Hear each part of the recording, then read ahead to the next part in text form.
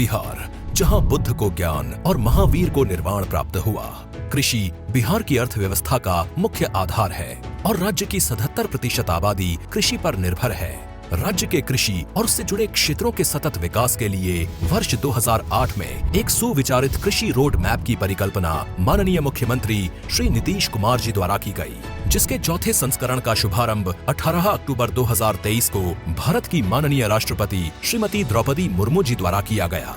वर्ष 2008 के प्रथम कृषि रोड मैप की शुरुआत से राज्य सरकार के 12 विभाग आपसी समन्वय से राज्य के कृषि और संबद्ध क्षेत्रों के चहुमुखी विकास के लिए कार्य कर रहे हैं, जिनके प्रभाव स्वरूप आज बिहार देश में मक्के का दूसरा सबसे बड़ा, गेहूं और चावल में छठा, मसूर में चौथा, मूंग और गन्ने में पांचवा सबसे बड़ा उत्पादक राज्य बन चुका है।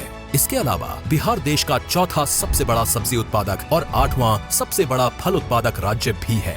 लीची, मशरूम और मखाना के उत्पादन में बिहार अव्वल स्थान पर है, जबकि आलू और आम में तीसरा, शहद में चौथा तथा केले में 7वां स्थान रखता है। देश के कुल मखाना उत्पादन का 90% उत्पादन बिहार में होता है। भारत सरकार द्वारा बिहार में मखाना बोर्ड की स्थापना का निर्णय लिया गया है।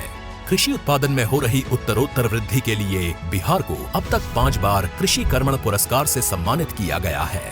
राज्य के 6 प्रमुख कृषि उत्पादों को जीआई टैग भी मिल चुका है। कृषि क्षेत्र में ये शानदार उपलब्धियां हासिल हुई हैं सरकार की नीतियों और यहाँ के किसानों की असाधारण मेहनत से, जिनकी भूरी भूरी प्रशंसा माननीय प्रधानमंत्री जी द्वारा भी अपने मन की बात कार्यक्रम में की गई है। कृषि क्षेत्र के विकास में कृषि शिक्षा के महत्व के प्रति बिहार शुरू से ही सजग रहा है।